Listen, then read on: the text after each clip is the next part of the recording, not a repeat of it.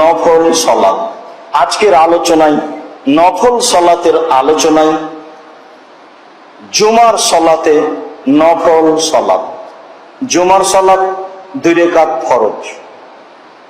2 রাকাত ফরজ সালার পূর্বে মানুষ কত রাকাত সালাত আদায় করবে জুমার দিন তা নির্ধারণ করা হয়নি। রাসূল সাল্লাল্লাহু আলাইহি সাল্লাম বলেছেন, যে ব্যক্তি জুমার দিন গোসল করলো, সুন্দর পোশাক পরিধান করলো, সম্ভবপর আতর গায়ে ব্যবহার করলো, পায়ে হেঁটে মসজিদে গেল, মানুষের কাঁধ ডিঙ্গিয়ে সামনে গেল না, ইমামের যতদূর সম্ভব সালাত আদায় করলো, ইমামের খুতবা শুনলো, তাহলে তার প্রত্যেক পদক্ষেপ সমান। 1 বছর সালাত আদায় করলে, তাহাজ্জুদ পড়লে যা নেকি হয় তাই হবে।